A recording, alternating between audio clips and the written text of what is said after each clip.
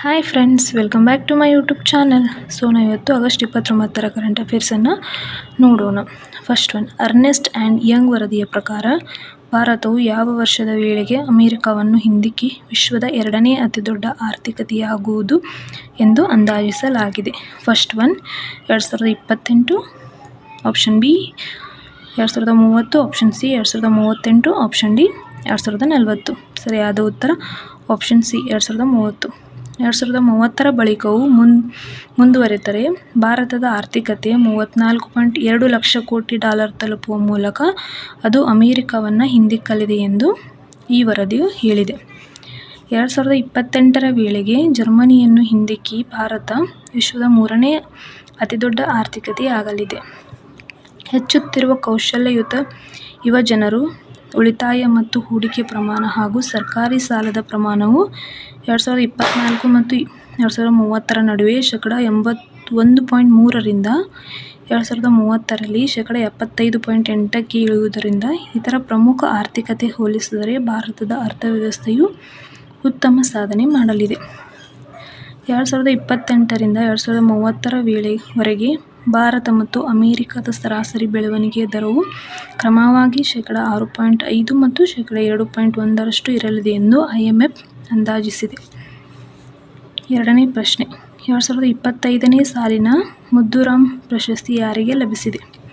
Option A K. C. Shivappa, option C Nilagiri Talawar, option B T. V. Venkatachalashastri, option D Abhinava Ravikumar. ಸರಿಯಾದ ಉತ್ತರ option B. ಪ್ರಶಸ್ತಿಯು 50,000 ನಗದು ಮತ್ತು ಫಲಕಗಳನ್ನೊಳಗೊಂಡಿದೆ. ಇವರಿಗೆ ಕರ್ನಾಟಕ ಸಾಹಿತ್ಯ ಅಕಾಡೆಮಿ ಪ್ರಶಸ್ತಿ, ದೇವರಾಜ್ ಬಹದ್ದೂರ್ ಪ್ರಶಸ್ತಿ, ಚಾವುಂಡರಾಯ ಪ್ರಶಸ್ತಿ, ಇನ್ನೂ ಹಲವು ಪ್ರಶಸ್ತಿಗಳು ಲಭಿಸಿವೆ. ಮೂರನೇ ಪ್ರಶ್ನೆ, ಡಿಜಿಟಲ್ ವಾಟರ್ ಸ್ಟಾಕ್ ಯೋಜನೆಯನ್ನು ಅಳವಡಿಸಲು ಏಕೆ ಚಿಂತನೆ ನಡೆಸಿದೆ? ಆಪ್ಷನ್ ಎ ನೀರಿನ ಬೆಲೆಯನ್ನು ಹೆಚ್ಚಿಸಲು, ಆಪ್ಷನ್ ಬಿ ರಾಜ್ಯದ ಜಲಮೂಲಗಳ ಸಮಗ್ರ ನಿರ್ವಹಣೆ ಮತ್ತು ಪಾರದರ್ಶಕತೆ ತರಲು, ಆಪ್ಷನ್ ಸಿ ಹೊಸ ಜಲಾಶಯಗಳನ್ನು ನಿರ್ಮಿಸಲು, ಆಪ್ಷನ್ ಡಿ ನೀರಾವರಿ ತೆರಿಗೆಯನ್ನು ಕಡಿಮೆ ಮಾಡಲು.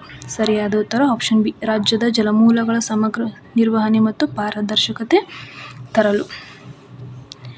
ಉಪಗ್ರಹ ದತ್ತಾಂಶ ಹಾಗೂ ಕೃತಕ ಬುದ್ಧಿಮತ್ತೆ ತಂತ್ರಜ್ಞಾನ ಆಧಾರಿತ ಡಿಜಿಟಲ್ ವಾಟರ್ ಸ್ಟಾಕ್ ಯೋಜನೆ ಅಳವಡಿಸಲು ಚಿಂತನೆ ನಡೆಸಿದೆ. ಜಲಮೂಲಗಳ 5 ವರ್ಷಗಳ ಹಿಂದಿನ ದತ್ತಾಂಶ ಪಡೆದು ಪ್ರಸ್ತುತ ಇರುವ ಸ್ಥಿತಿ ಹೋಲಿಕೆ ಮಾಡಲಾಗುತ್ತದೆ. ಜಲಮೂಲಗಳ ಸ್ವರೂಪ, ನೀರಿನ ಶೇಖರಣೆಯಲ್ಲಿ ವ್ಯತ್ಯಾಸ ಗುರುತಿಸಿ ಸರಿಪಡಿಸುವ ಕಾರ್ಯ ಮಾಡಲಾಗುತ್ತದೆ. ನಾಲ್ಕನೇ ಪ್ರಶ್ನೆ, ಕೆಂಪೇಗೌಡ ಅಂತಾರಾಷ್ಟ್ರೀಯ ವಿಮಾನ ನಿಲ್ದಾಣ ಯಾವ ಸಂಸ್ಥೆಯಿಂದ ಲೆವೆಲ್ 2 ಮಾನ್ಯತೆ ಪಡೆದಿದೆ? Option A international air transport association, option B airport council international, option C federation of Indian airline, option D ಭಾರತೀಯ ವಿಮಾನ ನಿಲ್ದಾಣ ಪ್ರಾಧಿಕಾರ. ಸರಿಯಾದ ಉತ್ತರ ಏರ್ಪೋರ್ಟ್ ಕೌನ್ಸಿಲ್ ಇಂಟರ್ನ್ಯಾಷನಲ್. ಈ ಮೂಲಕ ಲೆವೆಲ್ 2 ಮಾನ್ಯತೆ ಪಡೆದ ಭಾರತದ ಮೊದಲ ನಿಲ್ದಾಣ ಎಂಬ ಹೆಗ್ಗಳಿಕೆಗೆ ನಮ್ಮ ಕೆಂಪೇಗೌಡ ವಿಮಾನ ನಿಲ್ದಾಣ ಪಾತ್ರವಾಗಿದೆ. ಜಾಗತಿಕವಾಗಿ ಈ ಮಾನ್ಯತೆ ಪಡೆದ ವಿಮಾನ ನಿಲ್ದಾಣಗಳ ಗುಂಪಿನಲ್ಲಿ ಸ್ಥಾನ ಪಡೆದುಕೊಂಡಿದೆ. ಈ ಮಾನ್ಯತೆಯು KIAಯನ್ನು ವಾಯುಯಾನದಲ್ಲಿ ಪ್ರವೇಶ ಸಾಧ್ಯತೆಯನ್ನು ಹೆಚ್ಚಿಸುವುದಕ್ಕಾಗಿ ನೀಡುವ ಮಾನದಂಡವಾಗಿದೆ. ವಿಮಾನ ನಿಲ್ದಾಣಗಳಲ್ಲಿ ಮಾನದಂಡ ಮತ್ತು ಪ್ರವೇಶ ಸಾಧ್ಯತೆಯನ್ನು ಸುಧಾರಿಸಲು ಮೀಸಲಾಗಿರುವ ವಿಶ್ವದ ಏಕೈಕ ಉಪಕ್ರಮವಾಗಿದೆ.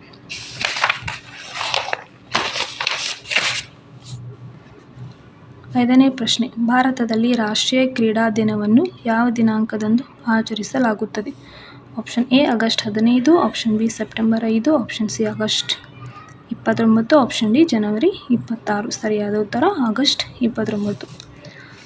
ಹಾಕಿ ಮಾಂತ್ರಿಕ ಹಾಗೂ ಶ್ರೇಷ್ಠ ಕ್ರೀಡಾಪಟು ಧ್ಯಾನ್ ಚಂದ್ ಅವರ ಮಹಾನ್ ಸಾಧನೆಯ ಗೌರವ ಸಲ್ಲಿಸಲುವಾಗಿ ಭಾರತ ಸರ್ಕಾರವು 2012ರಲ್ಲಿ ಧ್ಯಾನ್ ಚಂದ್ ಅವರ ಜನ್ಮದಿನವನ್ನು ರಾಷ್ಟ್ರೀಯ ದಿನವನ್ನಾಗಿ ಆಚರಿಸಲು ನಿರ್ಧರಿಸಿತು.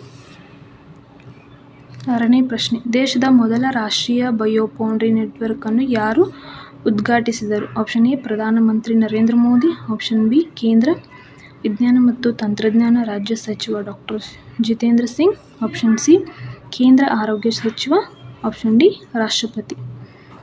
ಬಯೋ ಇ ಪಾಲಿಸಿ ಎಂದರೇನಪ್ಪ ಅಂದರೆ ಜೈವಿಕ ತಂತ್ರಜ್ಞಾನದಿಂದ ಆರ್ಥಿಕತೆ, ಪರಿಸರ ಮತ್ತು ಉದ್ಯೋಗ ಸೃಷ್ಟಿಯನ್ನು ಉತ್ತೇಜಿಸುವ ನೀತಿಯಾಗಿದೆ.